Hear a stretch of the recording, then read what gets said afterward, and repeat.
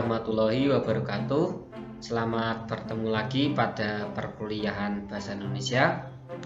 Ya, sesuai dengan kontrak kuliah pada pertemuan sebelumnya, kelompok kami akan mempresentasikan tentang perkembangan ejaan Bahasa Indonesia. Oleh karena itu, izinkan kelompok kami memperkenalkan diri. Yang pertama, Aji Priyonugroho, saya sendiri yang akan mempresentasikan tentang subbab ejaan Van Ophuijsen. Yang kedua, Arifan Nur Eksan yang akan mempresentasikan subbab ejaan Republik.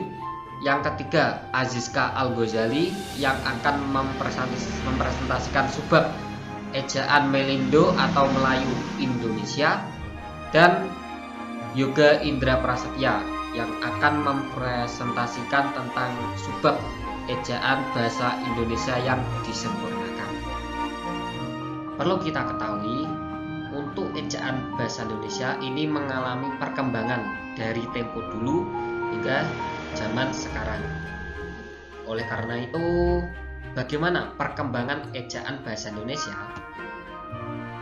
Yang pertama adalah ejaan Van Ophuijsen. Ejaan ini merupakan ejaan bahasa Melayu dengan huruf Latin.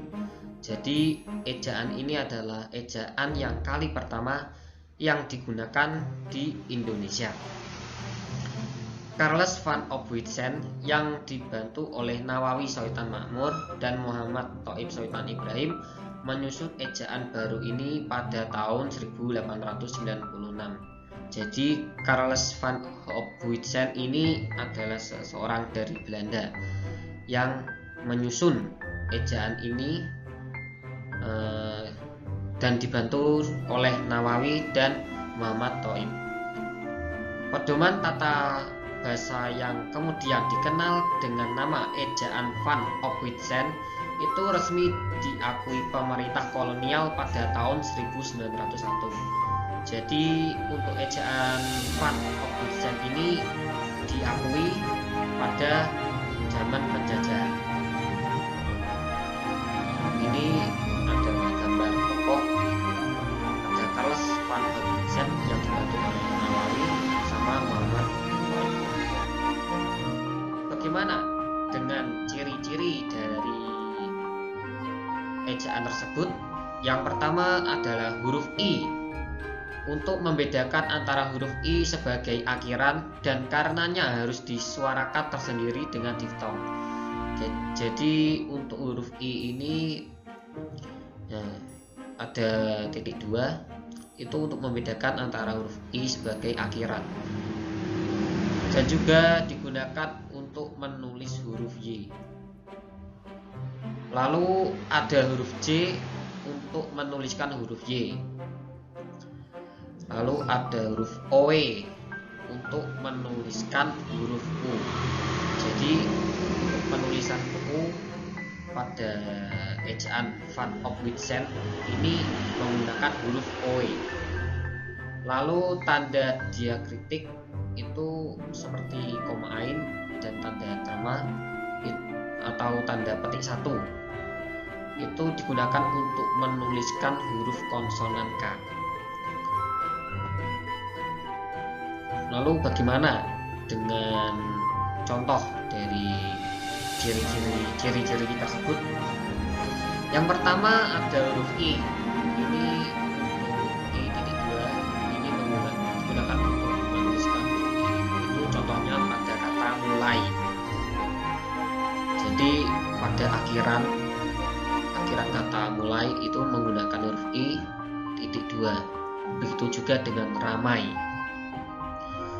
Lalu digunakan untuk menuliskan huruf Y itu digunakan pada kata Surabaya. Jadi pada tempo dulu itu menggunakan Surabaya. Lalu ada huruf J itu digunakan pada kata jang. Jang ini kalau saat ini dituliskan yang. Lalu juga digunakan pada kata pajah atau payah, sajang atau sayang dan sebagainya. Lalu ada huruf OE, itu digunakan untuk menuliskan kata guru.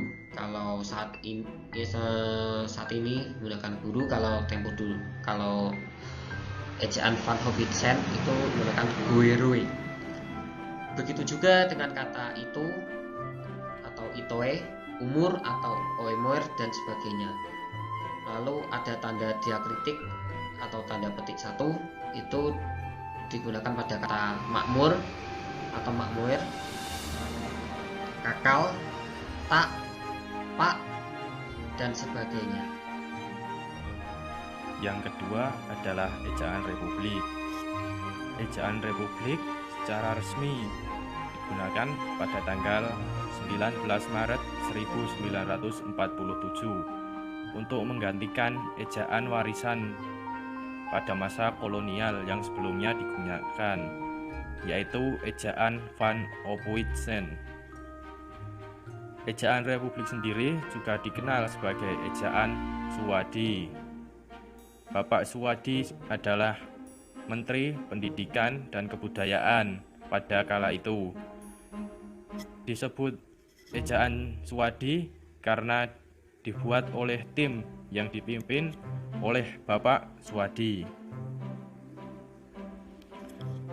Ciri-ciri dari ejaan republik yaitu huruf OE pada ejaan Van Ophuijsen diganti dengan huruf U, seperti pada kata guru.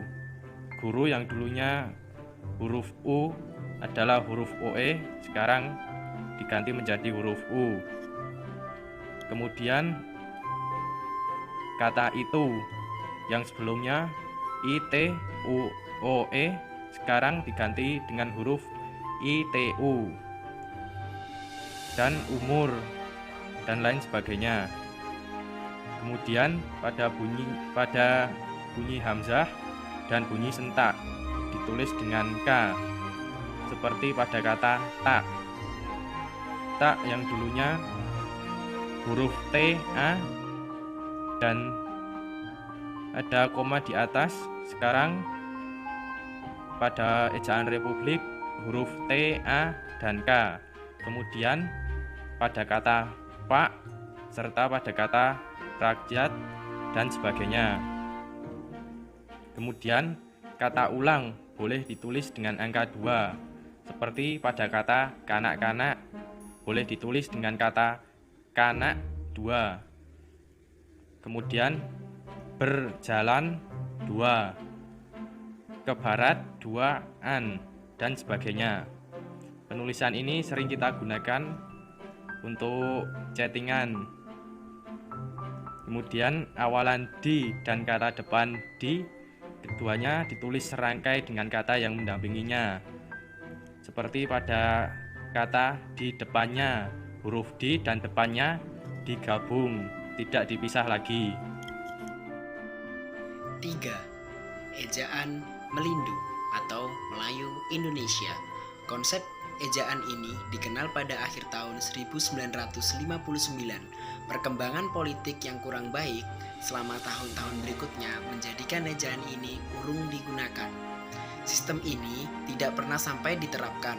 Hal yang berbeda adalah bahwa di dalam ejaan Melindu, gabungan konsonan tizi seperti pada kata tercinta diganti dengan si menjadi cinta. Juga gabungan konsonan NG seperti Jonja diganti dengan huruf NC yang sama sekali masih baru. Dalam ejaan pembaharuan, kedua gabungan konsonan itu diganti dengan TS dan N.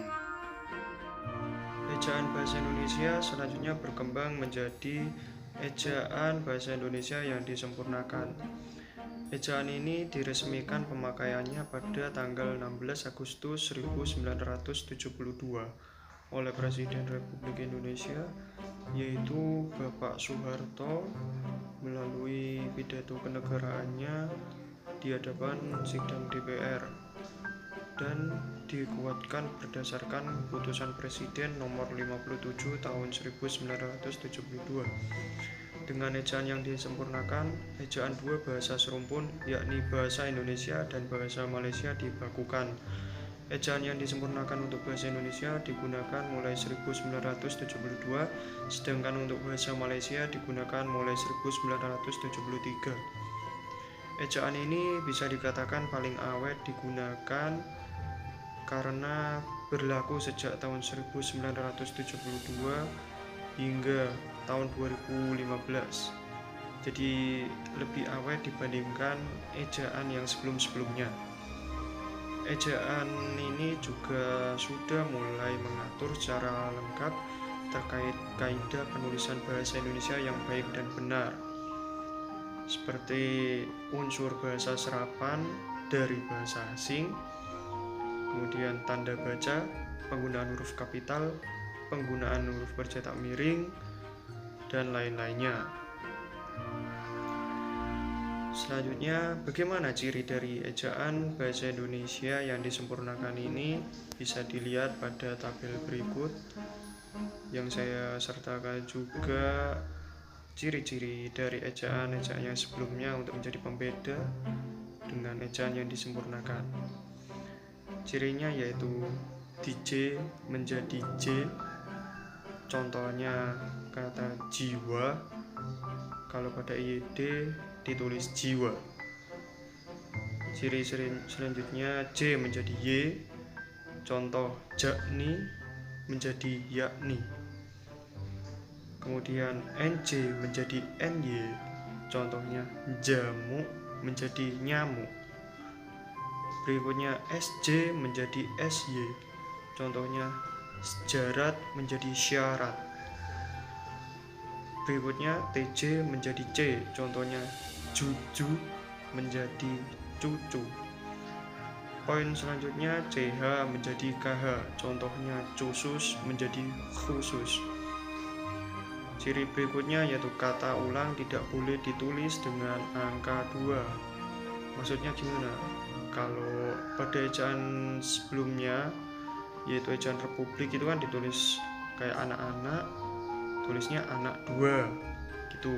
Kalau pada EYD ini tidak boleh, jadi harus ditulis lengkap anak-anak dan dihubungkan tengah-tengahnya itu dengan tanda hubung yang seperti garis mendatar itu. Ciri yang berikutnya yaitu pembedaan antara penulisan di sebagai awalan dan di sebagai kata depan. Maksudnya bagaimana ini? Nah, untuk di sebagai awalan itu biasanya diikuti dengan kata kerja dan menunjukkan perbuatan pasif. Jadi penulisannya itu harus digabung. Contohnya pada kata diminum, dimakan, dikejar, dan lain-lainnya. Sedangkan untuk penulisan di sebagai kata depan itu harus dipisah. Kenapa? Karena di sebagai kata depan ini menunjukkan lokasi. Seperti contoh di belakang, di depan, di rumah, di sekolah, dan lain-lainnya. Jadi penulisannya itu dipisah untuk di sebagai kata depan ini. Nah, untuk EYD ini kan berlakunya hingga tahun 2015. Selanjutnya bagaimana?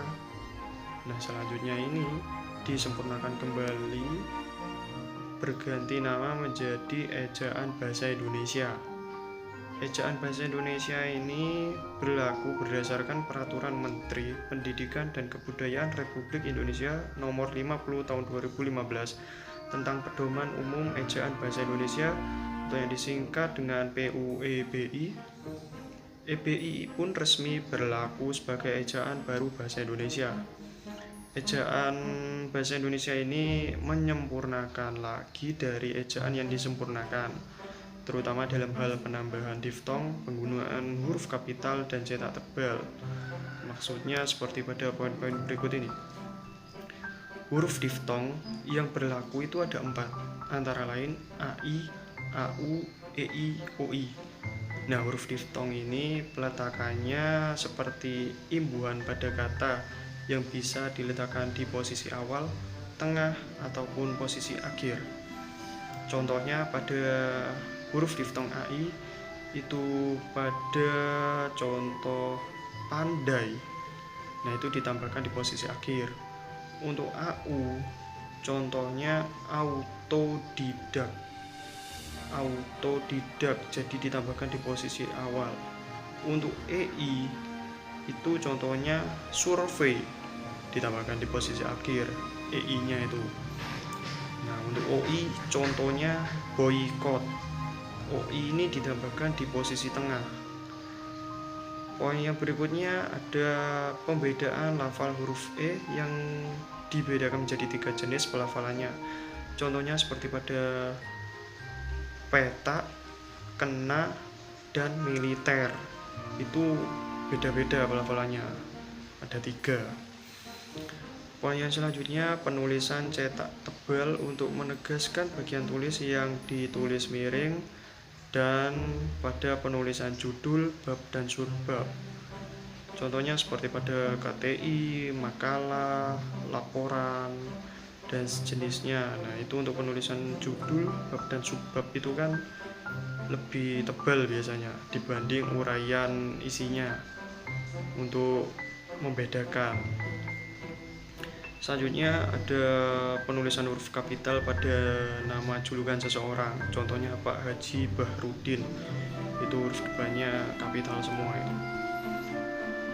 Dan poin berikutnya ada penambahan tanda elipsis, itu tandanya titik-titik itu.